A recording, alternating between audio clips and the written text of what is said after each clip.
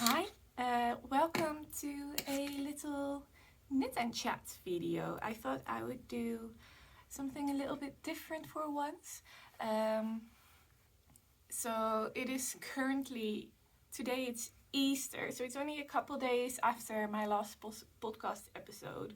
But I thought as I have quite a bit of time this weekend to film, I thought I would film ahead and be able to have something planned for next week. So a bit different than usual. Might do this more often. So I put a little sticker on Instagram in my stories for a Q&A, and I got a couple pretty fun questions. So we'll get through that. I am knitting on my Mosaic Musings by Stephen West in Holst Super Soft. And I'm just on a big garter section, so I thought that this would be, I don't know what I did there. After I fixed this, I thought that this would be a really good project for a little knit and chat. I am fighting with the sun a little bit, as you can see, but it should go away in a couple minutes. So yeah. We'll be fine after that. Just got this little weird stripe going on at the moment. So yeah, let's go. So the first question is from Sheep Yarn. She actually sent in quite a couple questions, so thank you, Lianne. But she asked, where do I find all the time to be knitting next to my full-time job? And I have to say, it's like one of the pros of still living with my parents. I've talked about this more often in my podcast episodes, but the housing market in the Netherlands is absolutely horrible.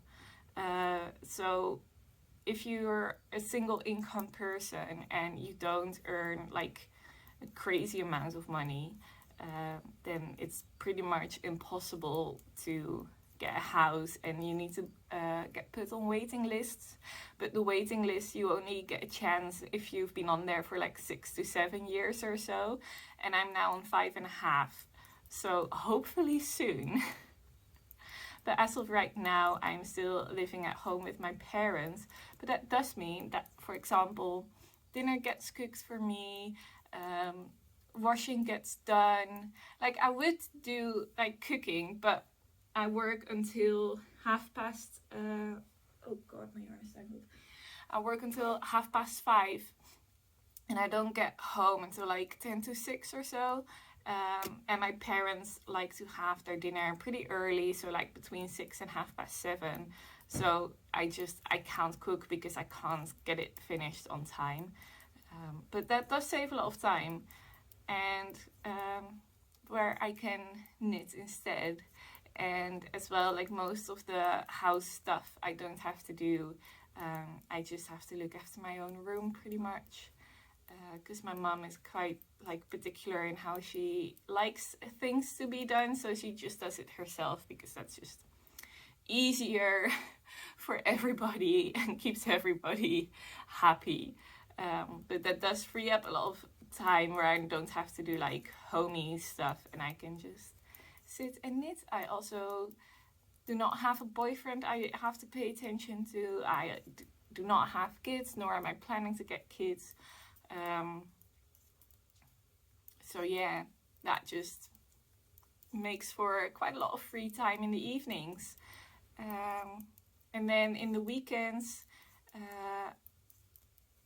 it kind of depends on the weekends. I have a lot of weekends where I don't have any plans at all, so then I can just kind of knit or craft all weekend, which has been great for sewing because I can bang out a sewing project in a weekend.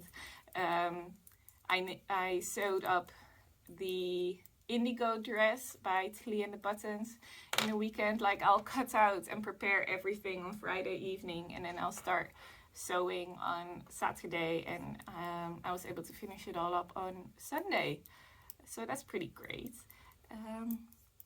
And also because like I don't have to clean the bathroom, I don't have to do the washing, so it's a bit of like a luxurious life for me at the moment. And if I finally am able to get my own place, that will for sure be changing. But as of right now, it just creates a lot of knitting time for me. So, next question. Also from Sheep Yarns, do you have any pets?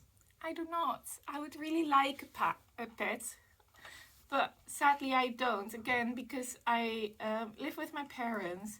I used to have, so I'll go back. I'll tell you like the history. So way back when I was either 3 or 4 years old, I believe, we got a cat. And the cat was called Grover from Sesame Street. At least in the Dutch Sesame Street, it's called, it's like the blue cat. Is it a cat? The blue one. That's called Grover in Dutch. And it was my brother's favorite Sesame Street character. So we got Grover. But then a couple years later, we found out that my brother was quite allergic to Grover. So Grover is still in the family. He currently lives with my aunt and is a very old man. He's about 20 years old now. And it's just a really old cat, but it's still alive. It's still doing it. Still a cat.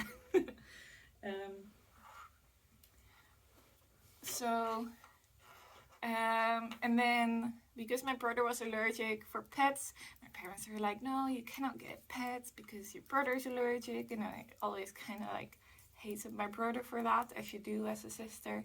And because my brother was the one that allergic, he got to pick out a pet, and he picked fucking goldfish, which in my personal opinion is about the most boring thing you can get. And I never liked the goldfish, and they all died because we are no fish experts. I never did anything with the fish. I don't know anything about fish.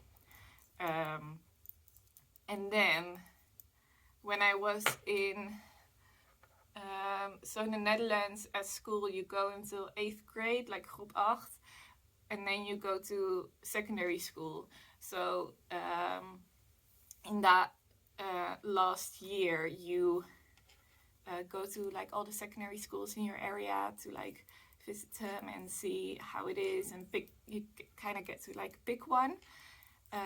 And there was one school where I didn't want to go, but they had like sort of like a raffle, and you could win a bunny. And I was like, damn it, I want a bunny. So I just went there with my raffle ticket I had. And I couldn't find the person I needed to hand in my raffle ticket. And my mom like asked around, and we found her. And then I didn't win anything. And she could clearly see that I was very sad, because my parents told me that I could only get a bunny if I would actually win the bunny. They were like, you can win it, but we're not going to pay for it. You can win it and we'll pay for like the housing and the stuff for the bunny, but we're not going to pay for the bunny itself. So I was really sad. I was like, oh, no, I can't have a bunny, and I really wanted one. So the lady asked, like, oh, what's wrong? And I told her, and she was like, oh, you know what? You are the only person today that actually showed up with the raffle ticket.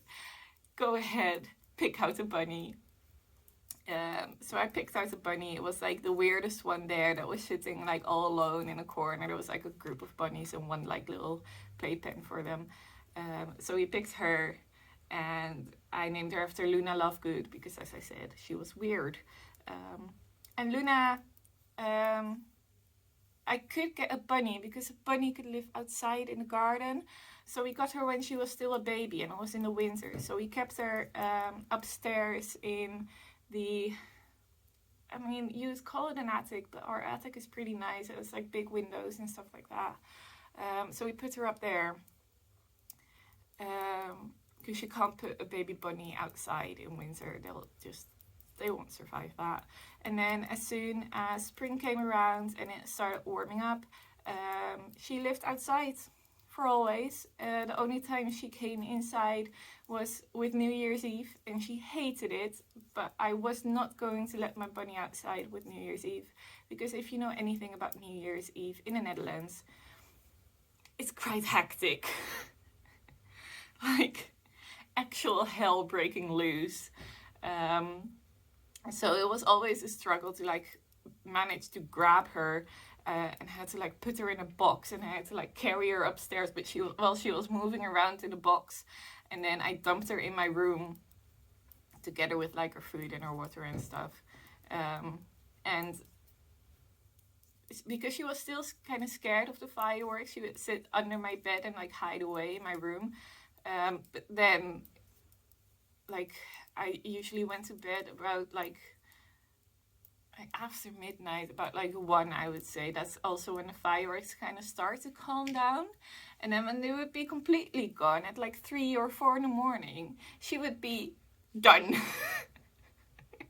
She would get angry and she would stomp. She could stomp really hard. Like she scared away birds and cats and everything by going into her like house and just stomping on the floor, which made a lot of noise. I bet the neighbors hated her.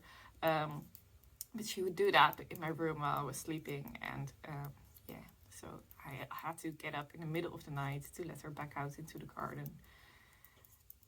Anyway, since she passed away because of old age, my parents haven't allowed me any other pets, and they are not allowing me now. Like I'd love to get a cat, but it is better to get a cat when you're actually at the place where you're gonna live with the cat for most of the cat's life, I'd say, or a big chunk at least, and not like get a cat now and then in like half a year have to move and have to get the cats like acclimated again. So yeah, that was a really long rant. I need to cut my rose actually.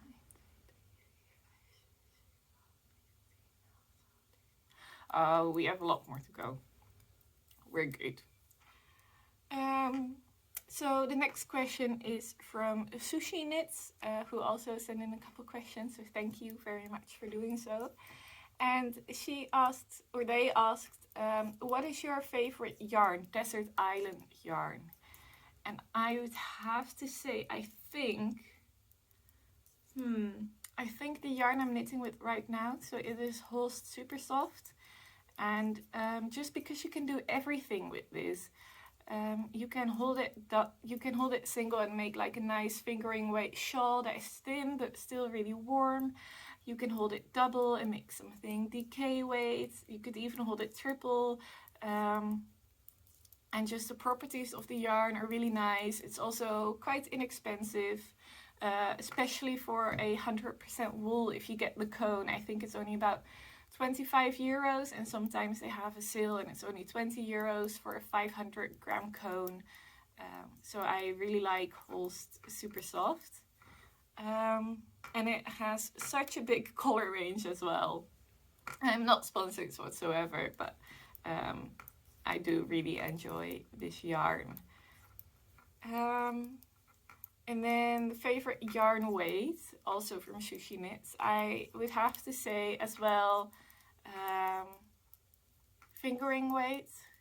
Again, because I personally started knitting more fingering weight jumpers, and I really enjoy them because you can wear them for much longer, and when it's really cold you can layer them with a cardigan. When it's a bit warmer you can just wear a fingering weight jumper, and they're just quite versatile. And fingering weight is also nice for a lot of shawls. A fingering weight cardigan is nice. You can knit socks with fingering weight, and they're like practical and to wear them in your shoes. You can do anything with fingering weight, which I don't think you can with some of the other weights. So yeah, fingering. And then also Sushi Knits asked, what is your favorite designer? And I find that a really tough question. I have a couple favorite ones, if that's okay. So as you may as well know if you followed me for a long time, I really enjoy West knits patterns, but I am also a big garment knitter, and I am not the biggest fan of his garments. I do want to knit a Pengono at some point, but the other ones aren't really my vibe. But I really love his shawls. But then for garments, what should we say? I've knit a couple of Skeender knits garments. I've also test knitted for her, and I always really enjoy the construction in her garments. I don't mind steeking at all, and I really enjoy just being able to knit in the round and then cut it open and have a great garment. Like this one is from her. This is the Kose Kofte, which is a Norwegian style, like traditional Norwegian style cardigan. But I also have, I've got a couple, I think. I have her Austfjord, which was a test knit, and then I have the Christmas cardigan, which also was a test knit, and then I also have her Trolltint cardigan. I actually knit that one twice, and I'm planning to knit the Austfjord again, I think, maybe. So yeah, I really enjoy her patterns, because yeah, she has a bit of everything. I feel like she has like colorwork stuff, but also more simple stuff, and I do really enjoy the more simple stuff in my wardrobe. So I would say Skeender, but then also Fibertils is one of my favorite designers. I haven't knit that much of her, but I really enjoy like her aesthetic. And I think just all her designs are very pretty, and I would knit them. And I also I also really enjoy Fable knitwear. I actually just got into a test knit for Fable knitwear that I've just casted on. It's lying downstairs, and I am really excited for that one. It's going to be a black cardigan. And she has said we can share whip pictures, but not finished objects yet. But so whip pictures are to be in the future. So look out for that if you're also a fan of like vintage inspired, fantasy inspired. I really love that from her designs. And I also enjoy like the more Scandinavian patterns that don't have too much of an explanation, because for example, Jessie Mead, I find there's just too much explanations, and I personally don't enjoy that. But and the Scandinavian patterns generally are just very straight to the point. Do this, get on with it, you know, and I do quite enjoy that. I'm going to pause for a second, so it's going to be a bit easier to get to my laptop. Okay, then we have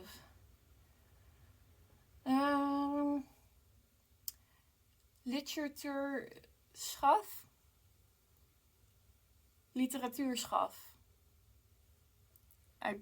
I don't know. I think it's German, which is kind of close to Dutch, so I'll just pronounce it in Dutch, which is literatuurschaf.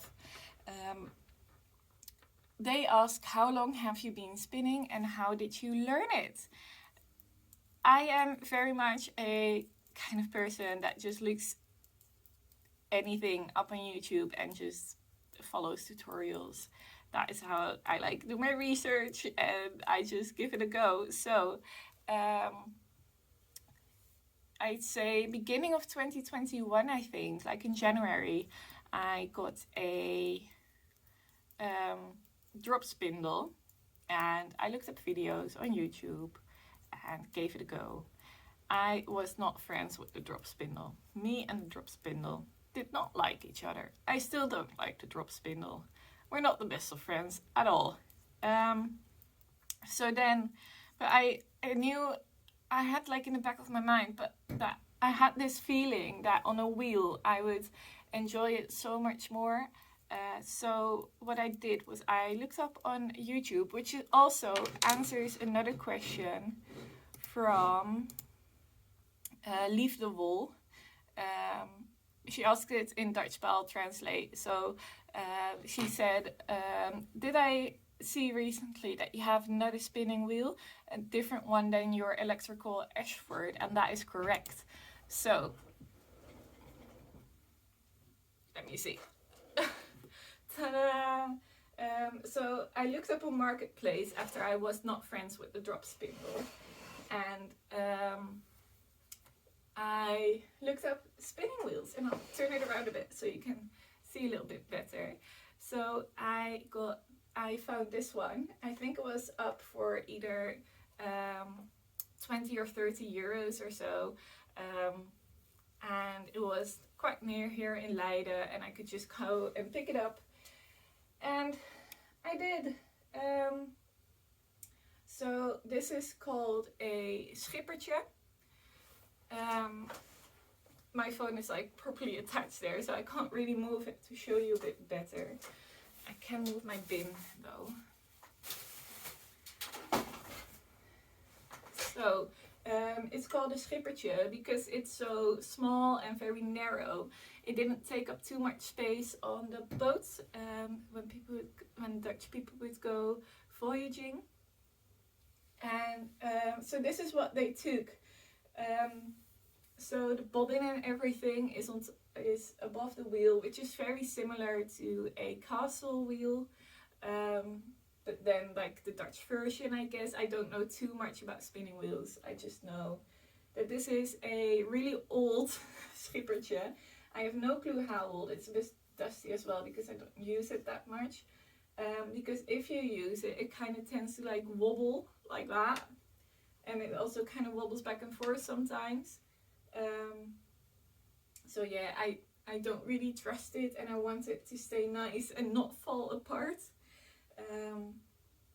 But this is what I learned spinning on, and I do really love this wheel. I think it's adorable. As long as I have the space for it, this is never gonna leave because I just think it's the most adorable little thing.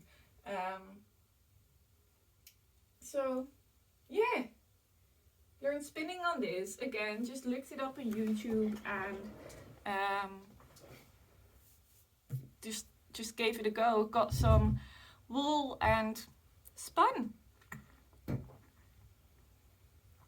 And then after a while, so I bought the wheel in February, I think, and after like a couple months of spinning on that, I knew I liked it, but I also knew that this specific wheel wasn't going to be able to kind of like keep up with me. So I thought a lot about what to do, what to get next, because I obviously needed an upgrade. Sorry, I just need to cough. I obviously needed an upgrade because this wheel just wasn't gonna cut it for like forever. But I was also thinking, like, if I'm going to be able to move, there's a big chance I don't have a lot of space. So I was quite worried if I would get a nice like traditional wheel, that it wouldn't be able to kind of like come with me. And I thought as well, like one proper wheel is enough, and I didn't want to get rid of this one because I think it's adorable. So I decided to get an e-spinner, and then I went back and forth a lot between the electric eel wheel 6 and the Ashford e-spinner. So in the end I went for the Ashford, and just because I thought, you know, Ashford is a solid brand. They really know what they're doing when it comes to spinning wheels, and that just felt like the more secure kind of choice to make. Even though it's like twice the price, I thought it would be worth it because I just felt like it would be able to make more hours basically, and if something broke then I can always contact Ashford, and Ashford I think has a pretty decent customer support. I haven't had to use it yet, so I'm not completely sure, but I felt a bit nicer to have it from like a proper brand than a one-man Kickstarter thing. So yeah, but if you're in a low budget, I think, I mean, it's still expensive, but a lower budget than the Ashford e-spinner, then I think the e-wheel is definitely a good option, and it looks quite nice as well, I think. So yeah, that's how I got into spinning. Been doing it for about a year now. I need to get my screenshot back of the questions. So I really, how did I learn it? I really just learned it by doing. I watch on YouTube, I watch other people do it and explain kind of like what they're doing with their hands and all of that stuff. And then I just give it a go myself. So yeah, I don't really have any like massive tips or tricks or buy this book or, you know, I just watched a lot. Like, I cannot even recommend like a single person that I've learned it from. I just watched a lot of people do it because you have so many different ways of spinning, of drafting, or doing everything. So I just watched a lot of people do it and I just tried it out and I just stick with a method that was right for me, and I have no clue anymore what the name is or whatever. Yeah, that is how I got into spinning. So that is 2 questions in one. And then another 2 questions in one. So Sheep Yarn asked, are there any techniques that you don't know yet? And Fija Fiber, I'm not sure, I'm sorry, asked, what is one knitting technique or project type you haven't tried yet? So I'll start on the technique because both of them asked that. And to be honest, I have tried a lot.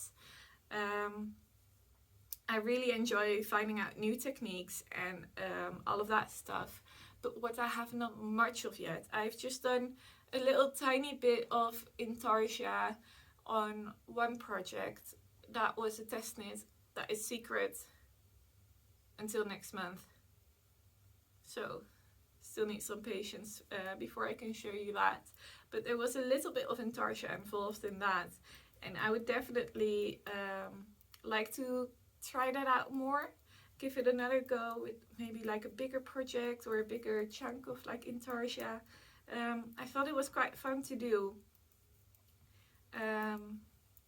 But it was just such a like small part of it that I really just kind of gave it a go and that was it. Let me think, what else have I not done? It's really hard to think of techniques you haven't done yet when you have not done them yet. Because I've done cabling, I've done brioche, I've done color work, I've done so the tiniest little bit of intarsia. I have sewn up the garments that didn't go well, but I have done it. I've steeked garments. I've knit garments completely in the round. I've made hats, I've made mittens, I've made socks, I've made shawls. I've never made, project-wise, I've never made pants. Or like a skirt. I've made a dress. I've made the Augustine's number 11? I cannot really ever remember numbers, but I think number 11. So pants, pants / shorts, like, or like a separate skirt, I've not done. I think everything else I've kind of done, like the main things. I've not knitted like pillows, and I have my very first blanket on the needles right now, but not much homeware kind of. I've also knitted a little cat once. So like the stuffed, and I've knit a little bear. So I've done stuffed toys as well. I've just done a lot. I really enjoy trying out new things, and I don't like to get scared of patterns. I just refuse to let that stop me if it has a technique that I haven't tried yet. And so far so good. Sometimes I just find out I really do not enjoy that technique, or I really do, but I've never had a project that I just couldn't figure out the technique of and had to frog it because of that and never finished it. I've never had that. Like with Stephen West shawls, they always look so intimidating, but I always find the way that he writes his patterns, it ends up being super clear. If you just take it like the Fantastics, you just have to take it bit for bit. Yeah. But did I miss any questions?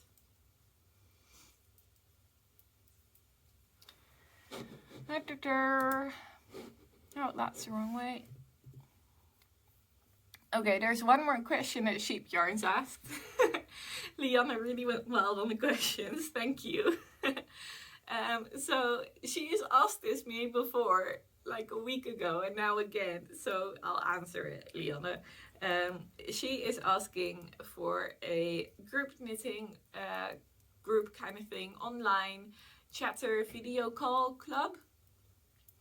And I talked to her about this like a week ago, like I said, because she was like, oh, you can also just go live and, you know, we can have a little knit club like that. But I find going live kind of scary, even though I don't really edit these videos. For going live, I just feel like, what if I go live and like need people to ask me things, have something to talk about, and then nobody shows up? It's kind of like, I'm kind of like scared of that. So I don't think I would go live on YouTube or Instagram or whatever anytime soon. But I was like, I do really enjoy knit nights on something like Discord. And yeah, but I thought, well, if Liana is the only one that's interested in a Knitting Hobbit Discord group, so I'm just going to put this out there. If you are interested in a Discord group, just leave a comment down below so that I know, because I feel like if it's only going to be the two of us, there's no point. But if there's more people interested, I'll definitely be very glad to make one. I use Discord a lot. I use it for work, and I'm in the Heather and Hops Discord. I've used it for D&D. So I'll definitely be like active on there as well. But I just would like to be with more than one other person, if you get my drift. And then if there's a bunch of people, we can also do like weekly knit nights or something like that. Or maybe not weekly, but maybe like planned. Like this weekend we're going to do a knit night. I think that would be quite fun. I would also really love to have like a real life knitting club kind of thing, like knitting circle. But I don't think there's any in my like direct area. I know there's Cross and Roots. I think they're in The Hague, that do knit nights, but they do it on a weekday in the evenings, and The Hague is just a bit too far away from me for that to be realistic to do after work. And I think they do it on Thursdays as well, so then again having to go back and get into work the next day. But that's like the closest one that I know of. But I think that would just be so lovely. That were all the questions. I have managed to knit a couple of these very, very long rows. I think only two, but they take quite a while. I am just going to finish this row and then we'll say goodbye. I hope you really enjoyed this episode, or well, not really episode, this like video. I might do this more often, I might not, we will see how it goes. Just let me know how you found it, if you enjoyed it. Let me know what you were knitting on as well, so because then we also have kind of like a little knitting circle and a little bit of community. So this is where my Mosaic Musings is now. It's only a couple rows further than the podcast episode. But yeah, I hope you enjoy your day. I hope you had a nice Easter. It's currently Easter.